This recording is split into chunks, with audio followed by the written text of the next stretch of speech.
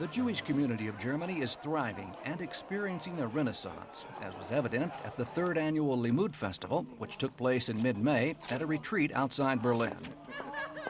This was the largest German Limud conference yet, attended by some 400 Jews from all walks of life, backgrounds, and ages.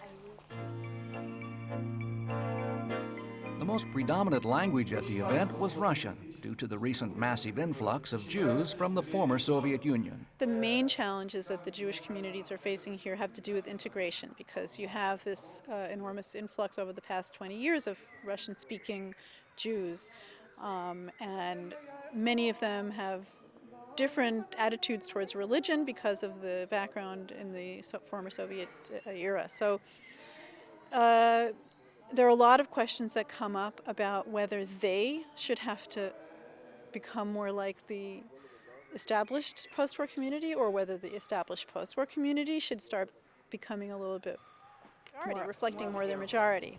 The organizers said that due to the diverse composition of contemporary German Jewry, the goal of Limud is to strengthen Jewish ties while forging a sense of community. Jewish continuity, they said, is paramount.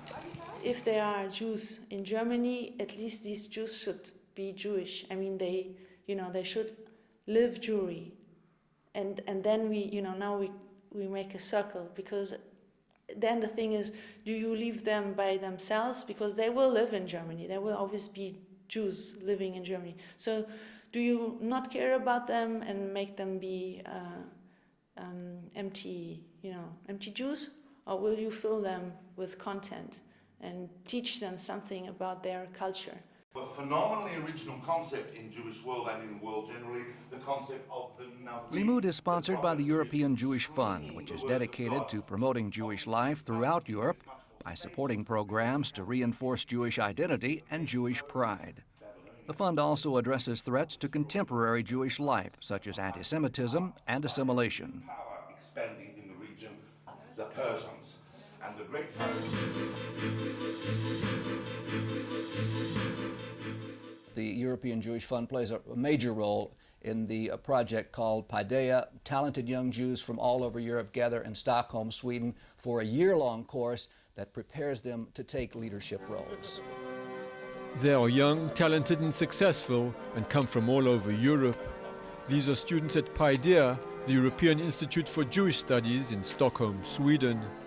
Each one was carefully screened and selected as a Jewish activist and a potential future leader. The whole thrust of Paideia is to empower people, that people really become empowered to bring about their own dreams of how Jewish culture can look in their own societies.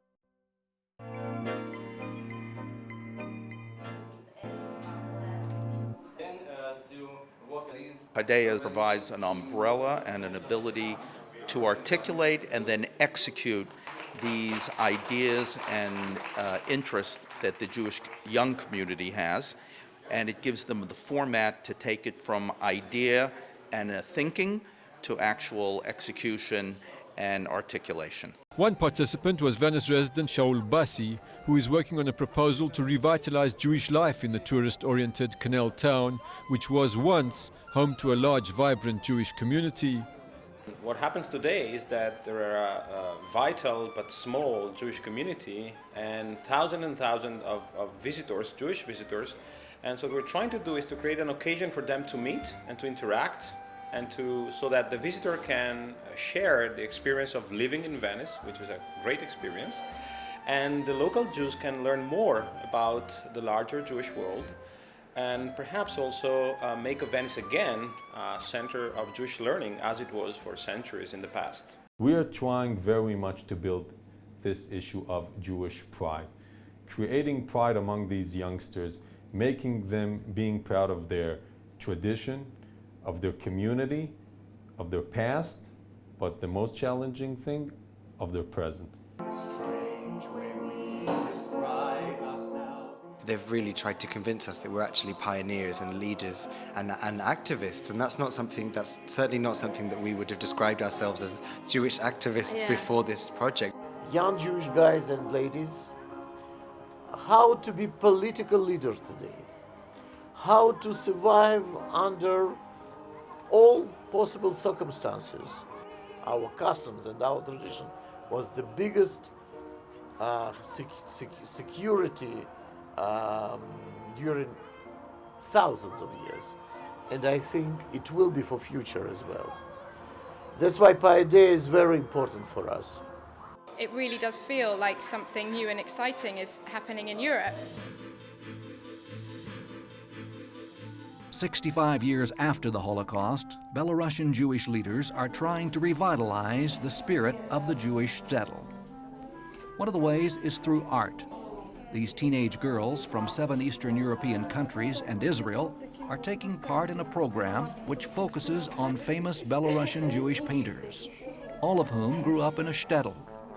It's the 4th International Art Forum, Jewish Shtetls Revival, and the program's founder, artist and award-winning architect Galina Levina, who helps the participants with hands-on tutoring, says she is interested in conveying a sense of what Jewish life was like in pre-war Belarus. In our project, we are talking about the Jewish art.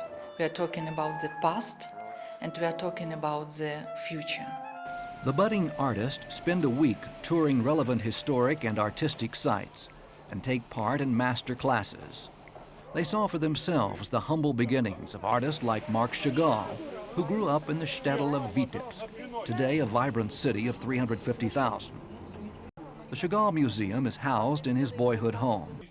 It features Chagall family memorabilia and 300 lithographs.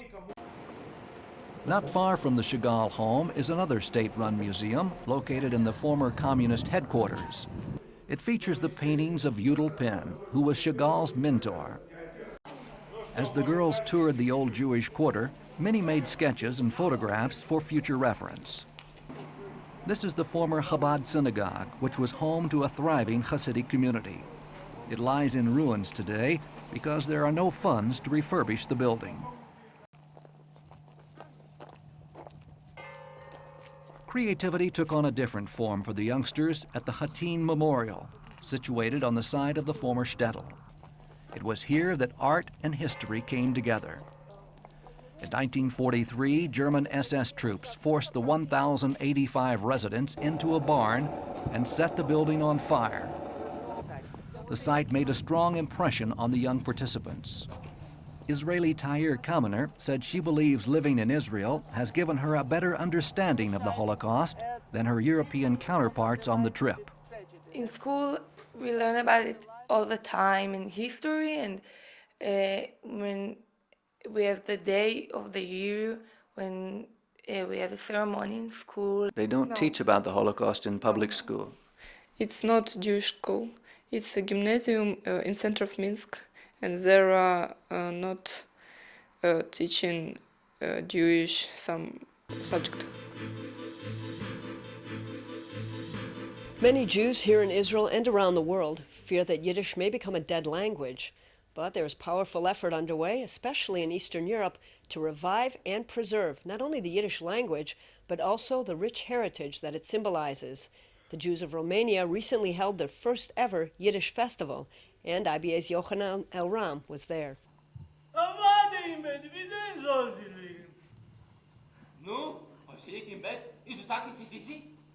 These actors in Bucharest are performing in Yiddish, the age-old Jewish language of Central and Eastern Europe.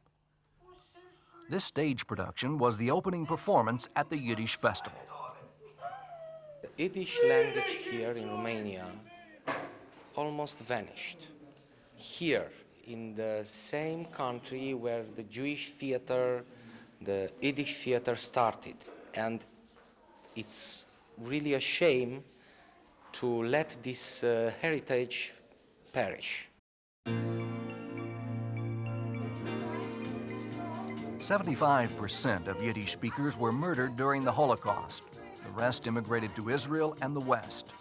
And while a tiny Jewish community remained behind, Yiddish was not heard in the streets of Romania anymore. But Yiddish theater survived.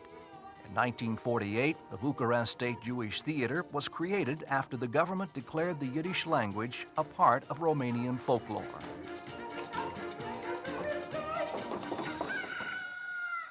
Today, finding actors who speak Yiddish is not so easy.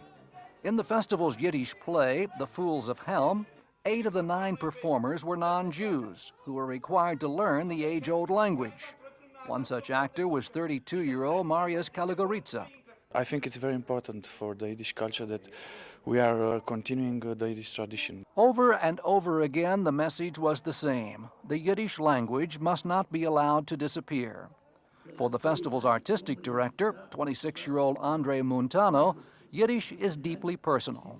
It's my memories, it's my grandmother, it's my mother, it's all what is warm, it's all what is Jewish in my life. And also, I think it's my future.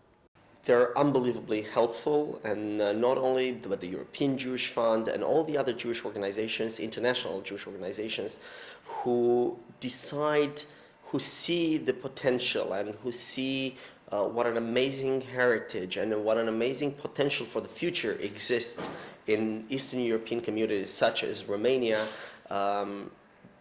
It is a fantastic opportunity for us.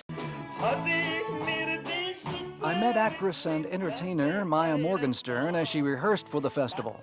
It's just beauty and joy and happiness, also nostalgia, also sadness. It brings such a taste of life.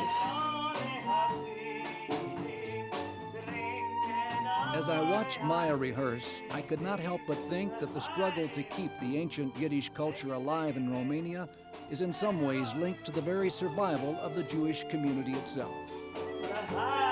Reporting from Bucharest, this is Yochanan El Rome.